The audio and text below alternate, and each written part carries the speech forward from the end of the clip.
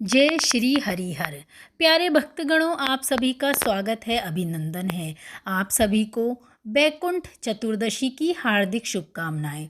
बैकुंठ चतुर्दशी 25 नवंबर दिन शनिवार 2023 को मनाई जाएगी।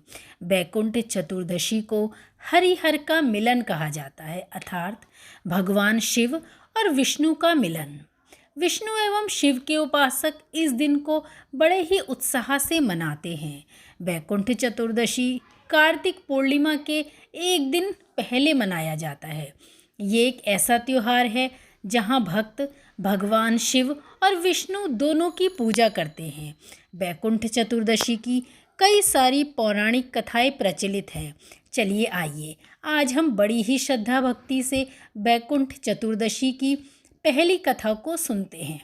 एक बार की बात है, नारद जी पृथ्वी लोक से घूमकर बैकुंठ धाम पहुँचे।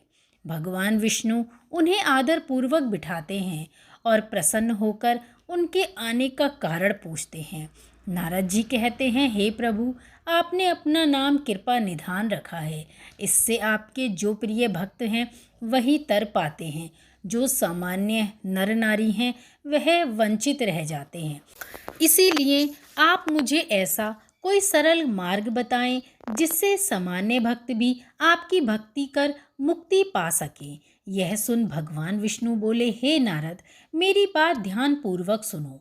कार्तिक शुक्ल पक्ष की चतुर्दशी को जो नर नारी व्रत का पालन करेंगे और श्रद्धा भक्ति से मेरी पूजा अर्चना करेंगे, उनके लिए स्वर्ग के द्वार साक्षात खुले होंगे।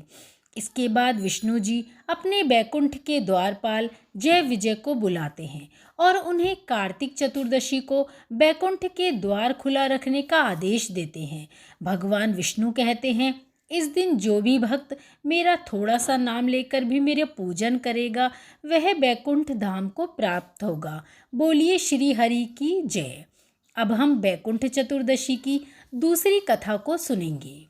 एक बार भगवान विष्णु देवादिदेव महादेव का पूजन करने के लिए काशी आए। वहाँ मणिकर्णिका घाट पर स्नान करके उन्होंने 1000 स्वर्ण कमल पुष्पों से भगवान विश्वनाथ के पूजन का संकल्प किया।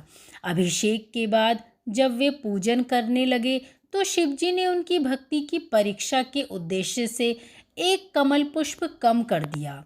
भगवान श्री हरि को पूजन की पूर्ति के लिए 1000 कमल पुष्प चढ़ाने थे। एक पुष्प की कमी देखकर उन्होंने सोचा, मेरी आंखें भी तो कमल के समान हैं, मुझे कमल नयन और पुंडरीकाक्ष कहा जाता है। यह विचार कर भगवान विष्णु अपनी कमल समान आँख चढ़ाने को प्रस्तुत हुए। विष्णु जी की इस अगाध भक्ति से प्रसन्न होकर देवादिदेव महादेव प्रकट होकर बोले, हे प्रिय विष्णु, तुम्हारे समान संसार में मेरा कोई दूसरा भक्त नहीं है। आज की यह कार्तिक शुक्ल चतुर्दशी अब बैकुंठ चतुर्दशी कहलाएगी और इस दिन व्रत पूर्वक जो पहले आपका पूजन करेगा उसे बैकुंठ लोक की प्राप्ति होगी। भगवान शिव ने इसी बैकुंठ चतुर्दशी को करोड़ों सूर्यों की कांति के समान वाला सुदर्शन चक्र विष्णु जी को प्रदान किया। शिव जी तथा विष्णु जी कहते हैं कि इस दिन स्वर्ग के द्वार खुले रहेंगे। मृत्युलोक में रहने वाला कोई भी व्यक्ति इस व्रत को करता है वह अपना स्थान निश्चय ही बैकुंठ में सुनिश्चित कर लेगा। तो भक्तों, ये हमने बैकुंठ चतुर्दशी की दूसरी कथा को श्रवण किया। चलिए अब हम भक्ति पूर्वक तीसरी कथा का श्रवण करते हैं। धनेश्वर नामक एक ब्राह्मण था जो बुरे काम करता था। उसके ऊपर कई पाप थे। एक दिन वह गोदावरी नदी में स्नान के लिए गया। उस दिन बैकुंठ चतुर्दशी थी। कई भक्तजन उस दिन पूजा अर्चना कर गोदावरी घाट पर आए थे। उस भीड़ में धनेश्वर भी उन सभी के साथ था। इस प्रकार उन श्रद्धालु के स्पर्श के कारण धनेश्वर को भी पुण्य मिला। जब उसकी मृत्यु हो गई तब उसे यमराज नरक लेकर पहुँचे।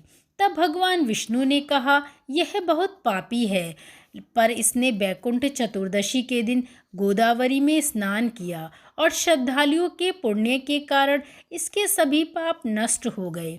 इसीलिए इसे बैकुंठ धाम मिलेगा।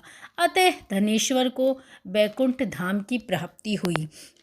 तो भक्तगणों, बैकुंठ चतुर्दशी की हमने 3 प्रसिद्ध कथाओं को श्रवण किया। अगर आप बैकुंठ चतुर्दशी का व्रत कर रहे हैं या व्रत नहीं भी कर रहे हैं, तब भी भक्तिपूर्वक इन कथाओं को अवश्य ही श्रवण करें और शिव जी और विष्णु जी का पूजन एक साथ अवश्य करें और बैकुंठ धाम में अपना स्थान सुनिश्चित करें। धन्यवाद।